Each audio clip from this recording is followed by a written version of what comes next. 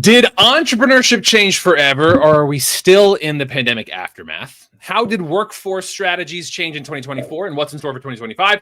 Plus, the release of our national map of the innovation ecosystems and a new AI integration for us at Technically. We're talking about all that today on Technically's second annual State of the Local Tech Economies webinar. Thank you for being here. For those joining live, the chat is active. So if you want to troll me or offer consequential conversation and questions, I'll take both.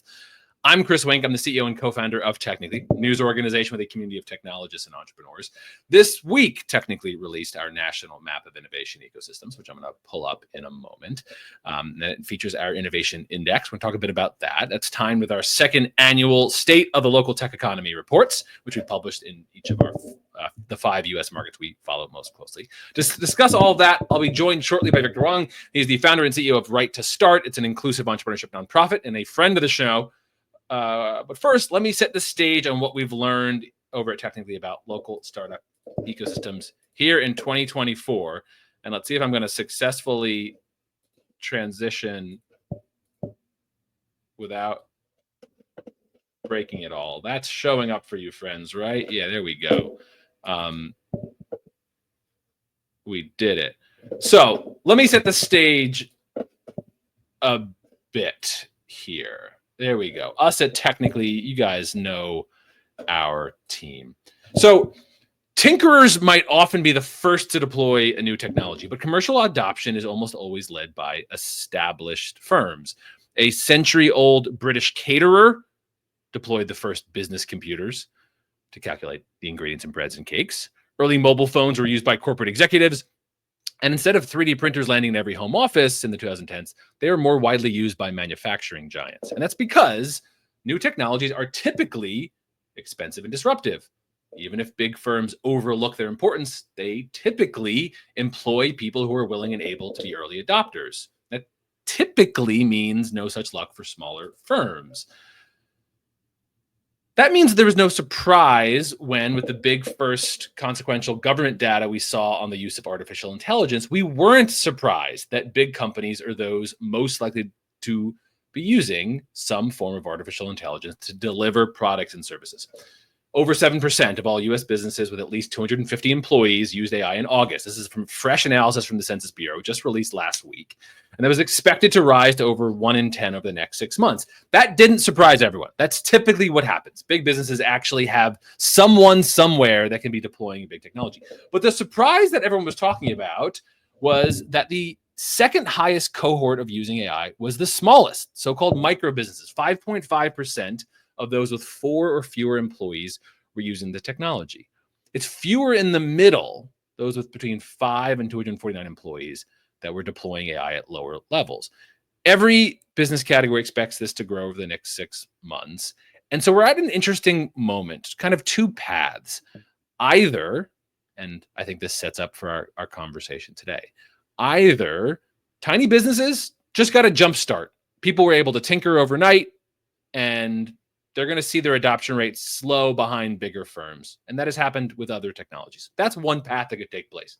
The micro businesses will just kind of fall behind, and we'll see big disruptive technologies are deployed by the biggest businesses first.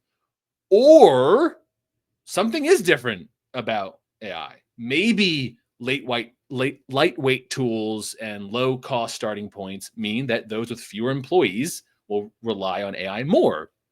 And maybe those in the middle with established processes, but fewer redundancies than the biggest firms, maybe they're going to become the laggards. And the reason this matters is research tends to show that those who deploy automation boost productivity and earnings for existing employees. Okay, but what's the wider point, Chris? And why the heck did you start this LinkedIn Live with this? It's possible that entrepreneurship is changing, and that's where we sit here at the end of 2024 and to set up 2025. Couple points before we dive into our conversation. The way we'll look at 2024 will be a continuation of what we've seen so far. We now have 4 full years of heightened business creation. You've probably seen this chart if you're on this LinkedIn Live. On the left, you'll see this is charting high propensity businesses, those that are most likely to employ to hire people. And These are the business starts. And you see a big, giant jump in the pandemic era over where we had been before.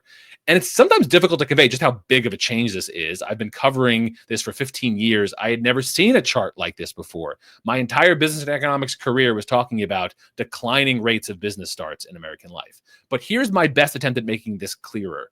Over the last 4 years, we sit at the end of that here at the end of 2024. Over the last 4 years, since January 2021, the month with the lowest number of business starts in the United States, even looking at those that are most likely to employ people, the month with the lowest number of business starts would have been a 25-year high previous this period.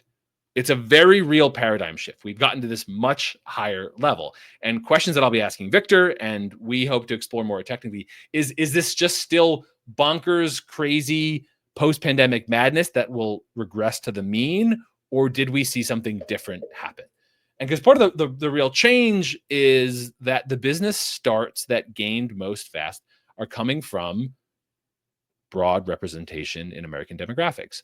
Women generally, Black and Hispanic women in particular, and people living in rural counties, all in 2024, continued to create far more businesses than they did before the pandemic. We're 4 years into this thing. Something different seems to have happened. Those groups, those underrepresented groups, are still less likely to grow their companies. In the 2024 data, they're still less likely to employ people. They're less likely to add more employees. They're less likely to take on venture capital and other investment strategies to grow. And that typically was tied toward growing revenues and wealth being generated. So for most of my reporting career, we always talked about self-employed Americans on average earned less than their traditionally employed Americans. But we started this conversation with the idea that micro businesses are deploying the most disruptive technology of our generation faster than everyone else. So the big question that we stand here looking at startup engagement is, did something change about how entrepreneurship is being deployed? So let's move forward about why this is going to remain so important in 2025. Entrepreneurship remains highly bipartisan. We've gone through, as we all know, a very big, very important administration change. When we look at where we've seen entrepreneur and tech-led economic development pop up, basically entrepreneur support orgs, where we are tracking it technically, it's all 50 US states, practically all 100 regions. When we look at the massive $500 billion EDA Tech Hubs program, which has only been 5% commissioned, 8 of the 12 were in Trump voting states. The other handful were in Biden voting states. We had technically just reported last week, my colleague Kayla Roeder reported that EDA Tech Hubs believes that program will continue to earn funding in the Trump administration. So we are seeing this as bipartisan. The EDA Tech Hubs program, which is not the biggest, but is for our purposes of entrepreneurship-led and commercialized technology-led economic development growth, it seems highly supported across administration change. And for those of you who are engaged in local economic development work, local's all we have left in the trust index. This is an aggregate of a few different polls that I follow really closely. I'm sure all of you are familiar with the narrative that trust has been declining in American life since Watergate, basically. Since the 70s, we've had declining rates of trust. There was some uptick in different economic periods. But 3 bits in the last year about trust tell an interesting story. One, Pew's great work on trust in public institutions. Basically, the only category that all Americans say they trust are small businesses to deploy value. The only level of government that Americans have any kind of faith in is local government, though that has taken a hard hit in the last few years, but it still remains far more than at the federal level. And I'll even point out for us in journalism, as much as journalism has continued to decline, there's a real gap, and local news, where it exists, outperforms national. So local economic development strategies are bipartisan. Americans are telling us that they're deeply distrustful of a national context, which is for a whole other webinar. And so local matters. So those of you who are doing organizing around economic development, around entrepreneurship, it's broadly bipartisan and has the backing of American voters. And so we've seen, to set up our conversations and our reports this week, this movement of entrepreneur ecosystem building, or sometimes called technology-led economic development, that this work is increasingly coming into these big categories of destination marketing, talent attraction marketing, business attraction marketing. This work is entering the mainstream. Like, friend Victor, who you'll hear from in a few minutes, myself, for those of us who have done this for 15 years, for most of our time, this was a kind of fringe issue.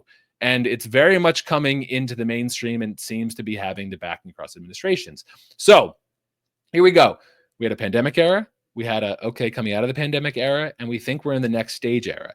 Is this very different? Here's how we technically will deploy, and a few announcements from us this week that'll set up our conversation.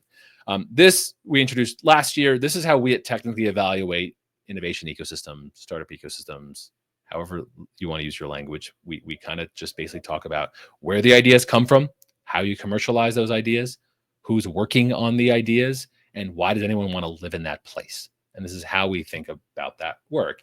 And a few data points that happened for us in 2024. We technically have been watching very closely where the next generation of startups will go in terms of identity. Our newsroom did a fabulous survey of our realist startups. Basically, every Q1, we technically, for more than a decade, have made a list of 20 or so startups that are 3 years or younger that we are following in each of our local markets. And the newsroom's starting to survey them, which is interesting because they're a small representative sample of the next generation of startup. And so in this micro moment, we've been following how much of them are going to use Office, how much of them are going to identify with a place. A couple of years ago, we did a dinner of DC founders, and most of the DC founders we had named to our realist were no longer living in DC. And we had a question of, did that mean our entire startup ecosystems were going to crumble? And we think it's not. Our most recent survey of realist startups, just 1 in 5 said that they were entirely remote, which is a lot more than before the pandemic. But that means 80% of them had some kind of physical presence. And those that we surveyed talked about how much they still were seeking community to talk to other entrepreneurs. They were still talking to some hiring that first kind of engineer or the first employee locally.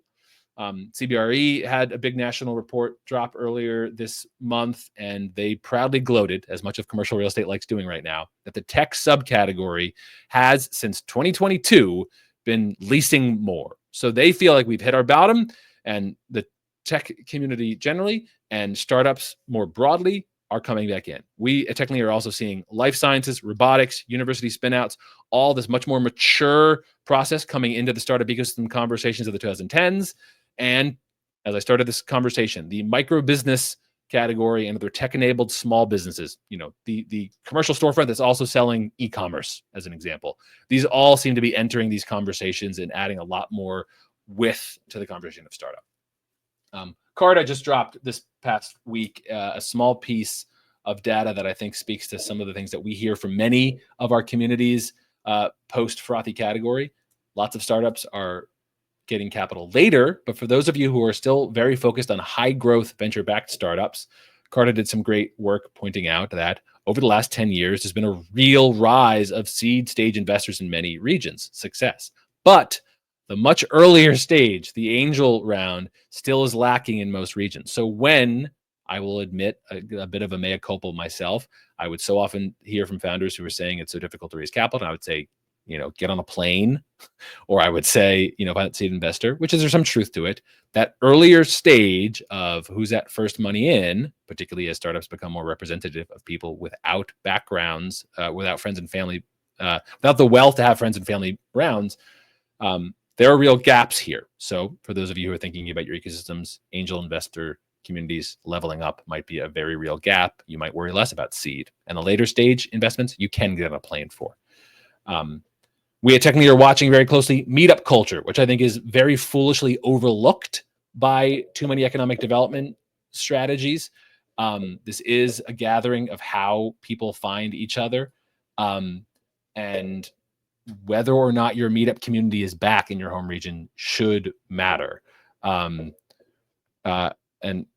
Ben, I see your comment actually, by the way. That's great. I'll come back to that in a second. Sorry, I'm seeing your LinkedIn chatter, and it's all great questions, guys. I did see that. Sorry. Let me hit up a couple points. I'm going to bring Victor in to answer that question. By the way, couple last points. Sorry, I got derailed by the great questions in the LinkedIn chat. Labor market is weird. If you're hearing from your technologist friend or your other friends who used to work in startup or tech industry, it is weird. We've seen for the first time, basically the highest we've seen, tech is a much higher share of layoffs, which we all know the story why. We technically reported on this a ton. There was a giant overhiring period, and now layoffs are way more entrenched in technology. So it is a great time to be employed, but a tough time to look for work, which isn't always the same dynamic.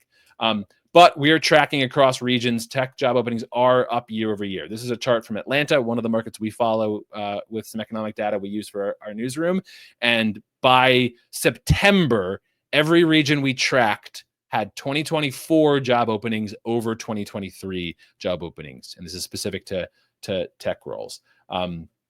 In the bottom right, you see a chart from our Pittsburgh data on the largest employers, and we've seen most of the large, more traditional employers hiring, but it's not all peachy.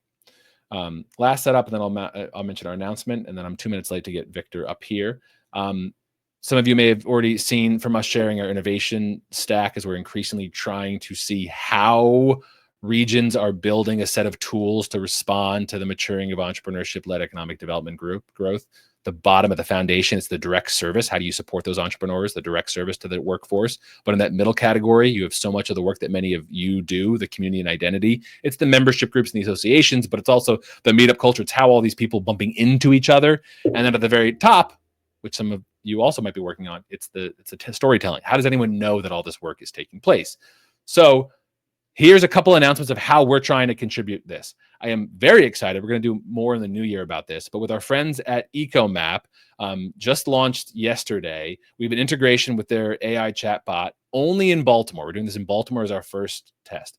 But EcoMap with Upsurge launched a fascinating resource directory of all the resources in Baltimore. And now on all technically Baltimore news articles and in our newly launched Baltimore homepages, we have the chatbot that is powered by EcoMap. So if you go to our market landing pages or in the coming days, our Baltimore news stories, you'll see in the bottom right a little icon you can click on, get EcoMap's chatbot to engage on resources. It'll include Technically's reporting, which is indexed in EcoMap's stuff, and their resource directory to get questions in wayfinding through resources that exist, because we've seen this gap of how are people finding the resources that are already there. We, on Monday, launched our first innovation ecosystems map, 24 regions to start. It has an index weighted on a few measures I want to touch on, but I'm going to breeze through to get to Victor. But for us, the most important point is just being on the map, because in this map, we are then linking to all the many resource directories that so many regions are building up to find more tools for people there. What is in this innovation index? I've gone too long and chatty already, but 6 measures are in our index. The research spending of the top institution in the region, how easy it is to do business in that region, the value of exits and startups from our friends at Startup Genome Project, the tech workforce concentration using Bureau of Labor Statistics data for software developers as an index proxy, the percentile of economic mobility trends via Raj Chetty's Harvard Business Review work, and livability, cost of living index, the most expensive region. And why does it matter? Here's my actual final slide, is before I bring up my dear friend Victor and we answer some questions in the chat. Why does it matter? To go back to the basics. New companies, startups create all net new jobs in a place, in a region. Tech jobs have high multiplier effects to benefit more people. And at the end of the day, economic mobility, the likelihood of someone in a given region being able to reach their economic potential, is at the heart of justice. So this is why we at Technically are interested in this work. We have dropped these reports that we'll make sure to share in the chat across our markets, and we have this new index. But to bring it all together, including our chats, I wanted to bring up my dear friend Victor Wang. I can do if I remove this and bring over, yes, Victor. I want to bring Victor Wang again. He's the founder and the CEO of Right to Start. He is from long-standing in many roles. Victor helped champion and lead entrepreneurship-led economic development growth around the country. First off, Victor, thank you for being here. Well, thank you, Chris. Thank you for having me here, and thanks for all the amazing work you do, man. Appreciate. So I get a couple questions, and Ben, I'm not going to lose your question because I love that. But Victor, let's start off with some basics, because I threw a ton of language, and you know me. I've known me long enough to know that I'm an incredible nerd, and so help decipher my madness for people. You got off a national road trip that I want to talk to across ecosystems, but I fumble a lot with the language. Our new reports are very intentionally the the state of local tech economy. We use tech economy in that phrase, but we talk about our ecosystem map, startups, innovation, all this. Can you start with me? Help me. How are you seeing these phrases work together in your work across the country? And then we'll go from there. Yeah, like the phrases, the differences between economies Yes. and ecosystems, Startups, communities. innovation, tech. How are you liking all these terms in your work building coalitions? Well, it's a good question because a lot of these terms are getting blurred over a lot. I think the word ecosystem is important, and this is work I've been involved with for quite some time now. Um, where we're talking about how the economy is greater than the sum of its parts, and the word ecosystem is implying that we're also looking at the interactions and the connections and the full synthesis effects of having everything together. And so those of us that are very active in the startup world and thinking at a meta level about startups realize um, the industrial economy is very different from the entrepreneurial economy. The industrial economy is more linear, it's more planned, it's more, you can put it in tiny little boxes. The entrepreneurial economy is like a rainforest. It's really like a robust ecosystem where everything is interacting, just like in a natural rainforest. In a natural rainforest, you can't just plant lots of trees. It's the sunlight, it's the nutrients in the soil, it's the interaction between all the different flora and fauna that keep it alive. And so that's what we mean by an ecosystem. The word community is one way to describe that. Is probably a little, it's more colloquial. So if you're talking to grandma and you're trying to explain, like, you'll be like, what's an ecosystem? Be like, it's just a community. And that makes a lot more sense, that economies derive from our communities. So that's how I think of it. I love that. All right. Thank you for that. I hustled back. Ben, by the way, I wanted to note on the Real Startups survey that pie chart, that wasn't all those together. The most are hybrid. A portion have some in-office time, so there might have been a mistype there. Victor, okay, let's talk a bit about your national road trip that you finished earlier this fall. Tell me a little bit about what you were doing and what you heard before we go from there.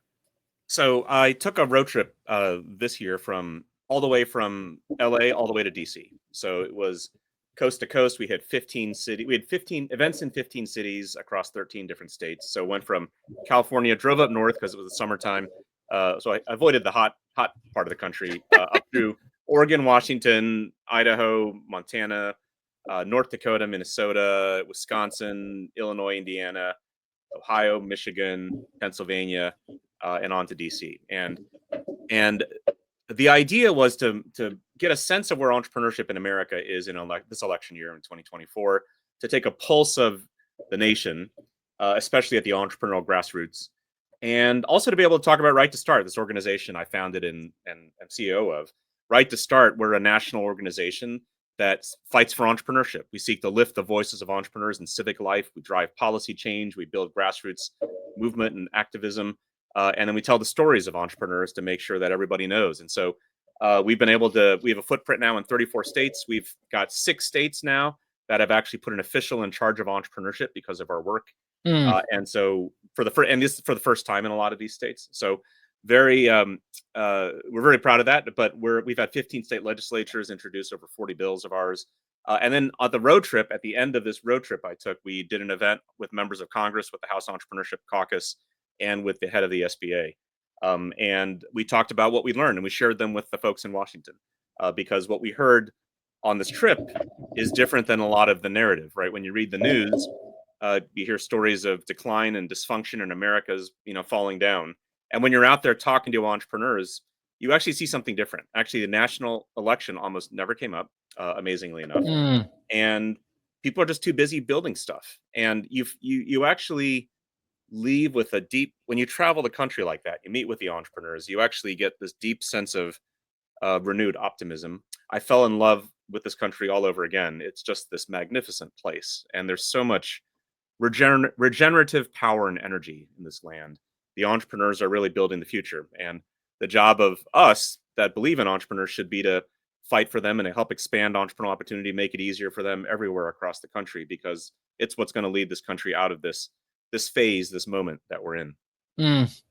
I am struggling most with whether we think we're in paradigm shift, or just the pandemic was just so wild that years later, those business starts, so many of the things that changed? The first 10 years of my reporting and the last 3 to 5 years have been so different. Victor, what's your bet? I've talked to economists, I've talked to academics, I've talked to entrepreneurs themselves. What's your bet? Did entrepreneurship change for good in the pandemic, or do you think we just are still in a crazy period? I think it's the pandemic was a shock to the system. One thing I found on this road trip is how many people were jarred into a new phases of their life because of the pandemic. Like it really did just changed them. People said, "I moved to this town during COVID because I was just looking for something different." Like that happened. I don't know how many conversations I had like that. Or I started this company when I was looking for something during COVID, or I rethought my entire like worldview during COVID. That I must have had, I don't know, a couple dozen conversations like that on the road trip. And so it makes me think that there's one that's very COVID specific, which is the jarring effect of the pandemic, that you cannot replicate that kind of jarring effect. But one thing I'll note, and this was in some of the data that you just showed there, which is even going back to the late aughts, like 2008 or so, you've seen this slight ticking up of entrepreneurial activity. And in many ways, I think if that sort of coincides with like the democratization of the digital tools and giving people the ability to get access to almost any kind of information, to be able to do stuff from their home, to be able to sell, to create, to design, to market, distribute with lots lower cost than it used to have. And in some ways, I think the jarring of COVID is also just catching people up to the possibilities that were always there. So I think there's that. But so I think there's the answer somewhere in between. So I'm trained as a lawyer, so I can give you kind of a mixed answer like that. We like that. But I think there is something going on that people are seeing the possibilities. You can easily go onto TikTok or YouTube and you can see a world that you would never have gotten exposure to before, and you can dream and you can envision the future. That said, the economic and political system we have to support entrepreneurs is an industrial era 20th century system. Like we have done almost nothing to change the way we operate as a society to help support this entrepreneurial urge. And I think it's starting to break through. You can actually see this now. The election we just had was the election with where entrepreneurship has had the most prominent position in, as far as I can remember, in American history. Entrepreneurship has never been this prominent. You had one candidate, the Democratic candidate, who actually made entrepreneurship a concrete position in her economic platform. In fact, it was within the first minute of the presidential debate. She'd actually mentioned she wanted to support, more startup companies. And so to actually have a presidential candidate put it front and center like that is huge. And then on the Republican side, entrepreneurs have been significantly at the forefront of that campaign and that new incoming administration. You have so many entrepreneurs around that. And a big part of it, and this is even the folks at Andreessen Horowitz have said this vocally, is they felt that this new administration would be more better at supporting entrepreneurial innovation, especially in emerging technologies. And so I think there is a sense by our leaders that something has shifted. They're not quite sure what to do about it. They're not quite sure how to articulate it. They're not quite sure how to build a platform around it. But there is a moment where there's a sense that, something's kind of not working in America. The entrepreneurs are the ones that can help reboot this country, can help renew this country. They build the future. The new ideas are always brought to life by entrepreneurs in some way or other. And so we need to support that. And it's much more broad-based now, as you were saying, than before. There's a deep sense of Americans saying we can do better than this, and the entrepreneurs are leading that way.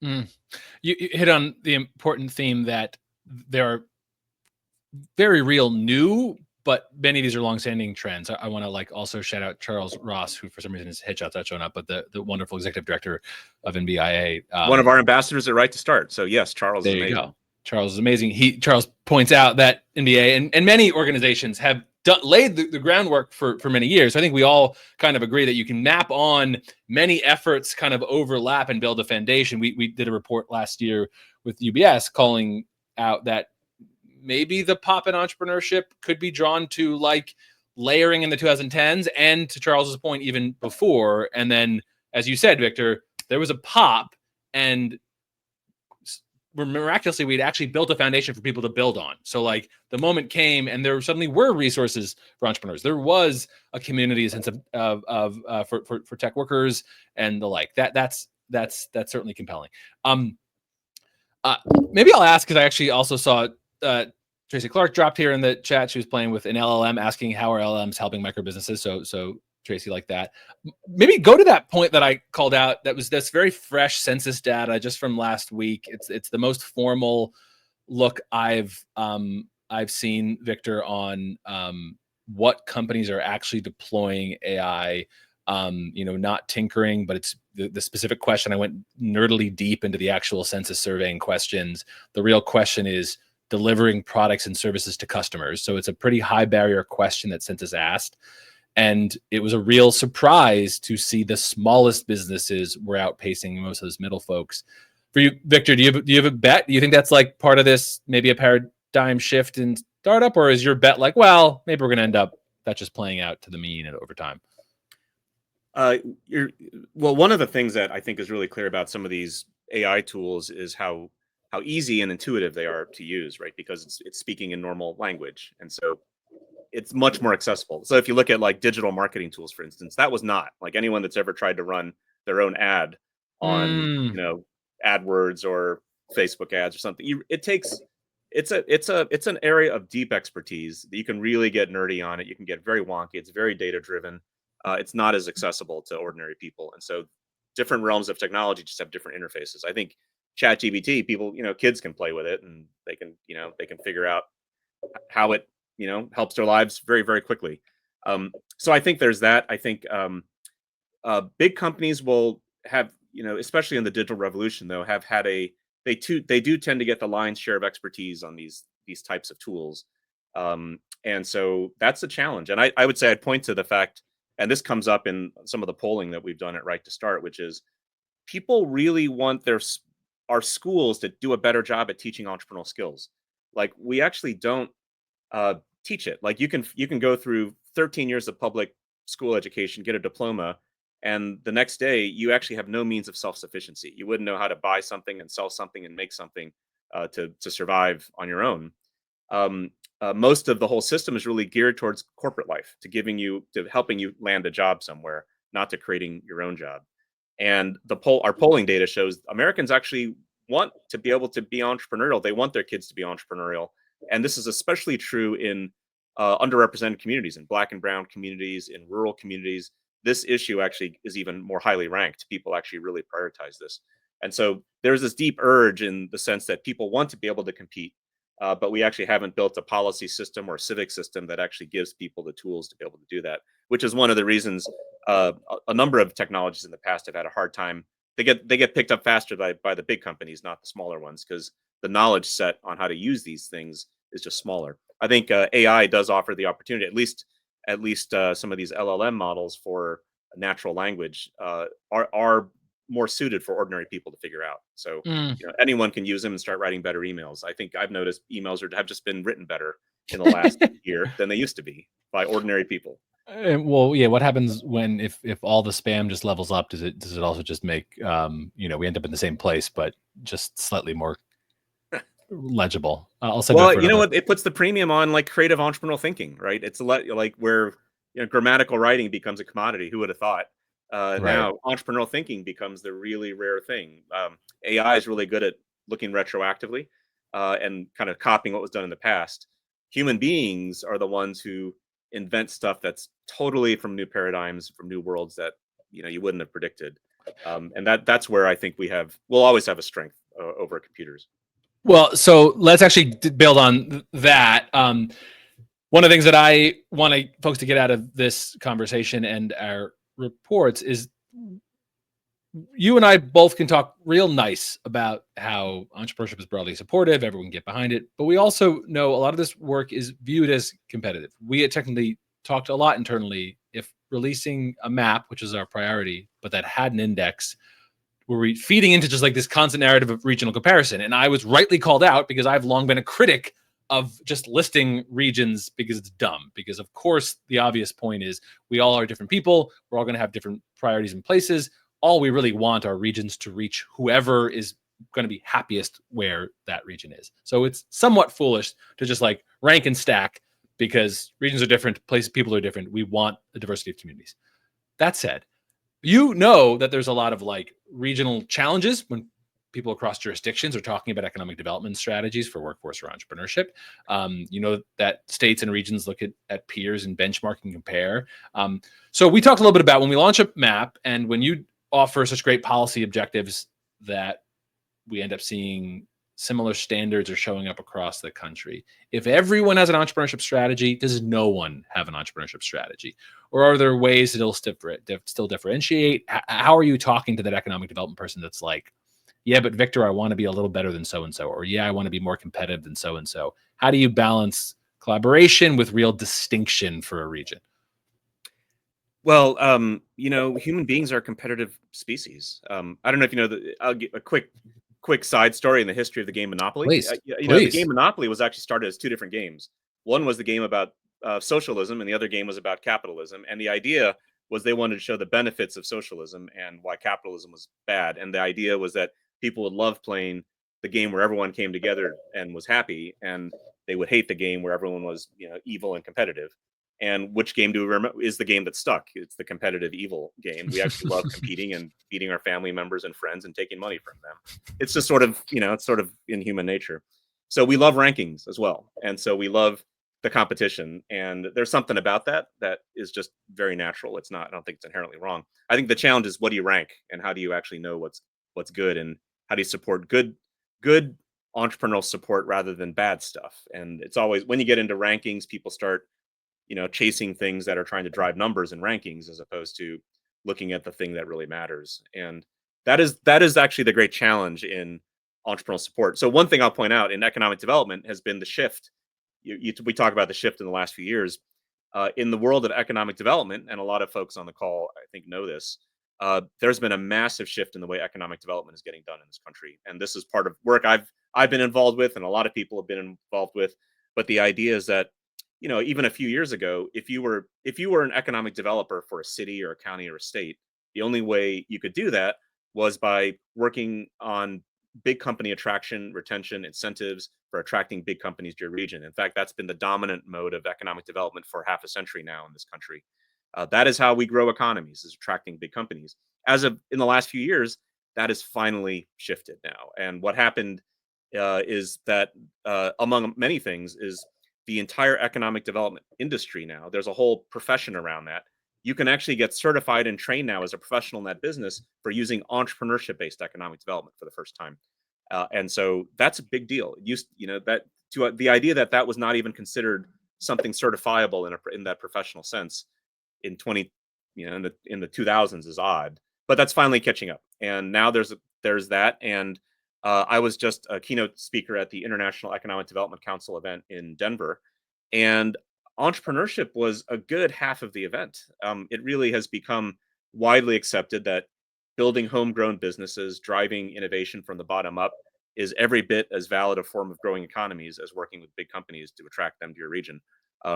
So they're learning how to do it. They're learning how to walk and chew gum at the same time, and I think that's the shift that's going on. And the challenge of the work is that this old thinking from management consulting, which is the hard stuff is soft and the soft stuff is hard, which is the stuff we can count. The stuff we can count the jobs, we can count the revenues. That stuff is just surface level symptoms. The real stuff, the soft stuff, is the human connections, the spirit, the animal spirits we have that cause us to start and build and envision new things and put in the energy to work 80 hours a week to build something. That's really hard to measure. And so what we can count is actually not necessarily what makes great entrepreneurial ecosystems. And that's been one of the great challenges of really the official work of economic development and supporting entrepreneurs is how do you count and support the soft stuff when that's actually what drives the hard stuff, all the jobs and the products and the services that follow from the civic and the communities and the ecosystems that work really well together. Really beautiful stuff in there. I want to follow up on a couple points, and I'm not going to, because I had limited time with you, a few minutes left, and actually a couple folks in the comments hit on another point that I wanted to touch on, how entrepreneurship and workforce interplays. We at Technically are somewhat unusual in that our editorial approach has always had, we covered startup ecosystems, but we were always really interested in the workforce, and we always saw them really related. Its origins are us as a news organization. We wanted to make sure we were always talking to workers and founders. We always wanted kind of like the labor and capital to both be in our reporting. So we've always were really interested in the workforce front. And I actually liked a few comments here that I was seeing, what are the career pathways that can relate to entrepreneurship, but doesn't always. And I saw, Tracy called out internships. Danya mentioned the apprenticeship movement. Victor, sensibly, your organization is very focused on the right to start. It's the entrepreneurship and business side. Just kind of curious, how do you view the workforce side? If there's economic development led by entrepreneurship, and there's kind of workforce development, if there's entrepreneurship engagement and workforce development, how do you think of them working together, knowing that your work is focused on the startup side? Oh, we actually think of workforce as a deeply entrepreneurial issue that's been ignored for decades. Well, and the main reason being that new young businesses create almost all net job growth in America. And so if you want to create jobs, ultimately, if you're only focusing on bigger, older businesses, you're getting net zero or net negative job growth. And so ironically, the workforce system, over $13 billion a year through it's called WIOA, the Workforce Innovation Opportunity Act, long acronym. But that money flows to the states, which flows to the regions across the country. Almost zero of it goes towards helping people create their own jobs. Almost all of it goes towards helping people get jobs. And so it actually is a zero-sum game that the workforce system has been supporting. And we need to change that. And so a lot of the work that's been happening now, and so I'll point out to some great folks, Eric Parker and Grace Belangia. Grace is one of our ambassadors at Right to Start, have been leading an effort to actually change the workforce system at the federal level and at the state level and at the local level. And there have been a number of folks also trying to advance this as well. But there have been bills in Congress pushed through on this, which is that we need to incentivize the fact that you can actually use workforce money to help people create their own jobs. Right now, if someone goes through workforce training and they create a company and it employs 10 people, that is technically a failure in the workforce system today because you didn't place someone in a job. Interesting. So again, we have a 20th century system supporting a 21st century American entrepreneurial economy. And we've got to change that. And the workforce system is a great example of how it really is stuck in the industrial past, and we need to move it to today. The theme that I hope everyone's picking up on, because at least the one that I'm picking up on that Victor spoke to, and I think the reports that technically dropped and so much of our reporting, we and Charles mentioned in the comments, there were long-standing trends, and like so many areas of the world, the pandemic just shook the system, and then we kind of saw what folks were working toward. Because I even look here at Tracy's point on like digital technology, whether it be social media calling out hostile work environments or just like general transparency and relationship to work shifting. I think that does speak to this broader point that we're thinking about of like people getting to entrepreneurship in different ways. We technically have done good reporting, and there's been great research on one of, I think it's the biggest driver of women in particular creating businesses in the pandemic era, like a 2-year period. The exit interviews were women who were choosing flexibility over finance. It was not wealth generating first as the priority, but it was to create more to create a more flexible work environment. A couple of economists I've talked to said that we're a little bit uncomfortable with that like maybe it'll force workplaces to adapt if it's harder to hire because people are opting out of work environments, but we don't know what's going to take place there. So there is like a very real relationship to work and entrepreneurship that in my earlier reporting days, it always felt very distant. And I remember when we reported on workforce and entrepreneurship, those conversations felt very different. It feels a lot more integrated now, where we see entrepreneurship as an extension of workforce sometimes, whether the company is hiring the contract software development firm or whether that large enterprise is working with the external marketing resource. They're not always hiring now. They're sometimes working with the smaller business. There's like this constellation of large employers working with smaller businesses and companies. So again, Victor, I'm just underscoring your point that it seems like workforce development and entrepreneurship engagement are much more tightly aligned now than ever before. Victor, I'm gonna. Yeah, please go ahead. Please. We have $13 billion in workforce system support. Meanwhile, if you look across the country, All these entrepreneurial support organizations, a lot of people on the call may know a lot of them, or run some of them, or being work for some of them. They struggle to raise $50,000 to do entrepreneurial support, which means there's actually a ton of resources available to support old economy job development and job training and job skilling up. We need to re-divert. It's like a river that's been flowing down the wrong channel. We need to re-divert it to this new channel, which is, if the 21st century is a race that's going to be won by the most entrepreneurial societies, we need to re-divert our resources into that. And so I know, because when I was at the Kauffman Foundation and ran that entrepreneurship department, I know the thousands of entrepreneurial support organizations that had so much trouble raising anything to do great work. And so we need to fix that, and that's the challenge we have right now. I'm gonna have to wrap up here in a sec, but I can't not mention after Victor you called that out.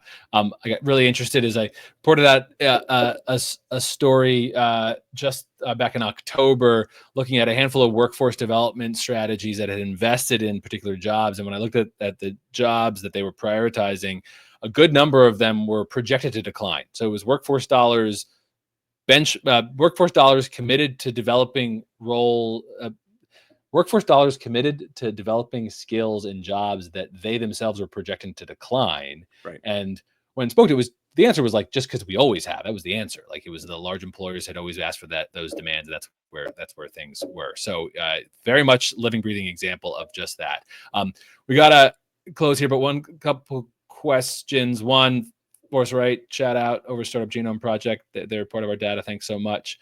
Noting that there is still ways to differentiate. And actually, I think Forrest's comment compares to something that Samir here in Baltimore mentions. Put up Samir, and I'll ask it simpler to you, Victor. How much do we think it still makes sense for regions to really lean on a standout specialty? Pittsburgh has lots of strengths, but they really want to be robotics. And like, how much do you think that still makes sense as a strategy when you're looking at regions to hang their hat as kind of like a marketing campaign? This is how we want to be best known. It's hard to. I think it's a case where cities and states need to learn how to walk and chew gum at the same time, and we can't. You're not going to make them go cold turkey on this stuff, and they have to make choices on where they deploy resources, and they can't spend money on everything. And so they make choices in certain sectors. And it's true, actually, in the entrepreneurial world, there are certain sectors that certain places are better at or have more strength in and have more expertise in. But I think, as we all know, entrepreneurs come from all kinds of different places, from all kinds of new ideas. They often come from the mergers of new sectors or places in the white spots in between all the different sectors on the map. And so you want to be able to encourage that too. And so I think what's incumbent on us as an entrepreneurial sector, and I'll say this, which is, we actually have not done a good job in raising our voices beyond a handful of people. We are a very thin layer of society. We're kind of the tiny micro segment in the corner of the economy, and yet we are the source of almost all net job growth. So we actually have a disproportionately tiny voice, and the main reason being that entrepreneurs themselves are really busy and have no money in the early years of building a business, which is when they actually need the most help. There's a flaw in democracy. The flaw in democracy is that democracy is a squeaky wheel gets the grease system, and entrepreneurs are too busy to squeak, and the people that do it are very, very few. So right to start, we're here to try to squeak louder for all of us, and to get those more entrepreneurs involved, and to create a voice that's more coherent. So we encourage people to join us at Right to Start. We're actually building. We have digital communities. We have a very active newsletter, and we're trying to build a movement in all 50 states to get that squeaking, get louder, to get entrepreneurs talking, because what happens now is they ignore us because there's no political consequences for ignoring us. Meanwhile, the effect is everybody. Everybody is affected because entrepreneurs get ignored in our civic debate. And so we have to speak up louder for the good of America. We really will only reboot this country, re-strengthen this country, by lifting up our entrepreneurs and those that aspire to be entrepreneurs. Victor, it sounds like a good way to go out, but you heard it first. The new Right to Start tagline is "We'll speak for you." I like that very, very much. And calling out a couple I won't hit them all, but a couple other comments as we close out. Shout out here for IEDC, as Victor did. I think it's really exciting. spent some time recently with Mo Collins leading their entrepreneurship side of IEDC. It's been great to see so many economic development organizations around the country recognize that this fringe issue from 15 years ago is very much in the mainstream. So well said. And Anand calls out here that we're totally seeing this, as Victor said.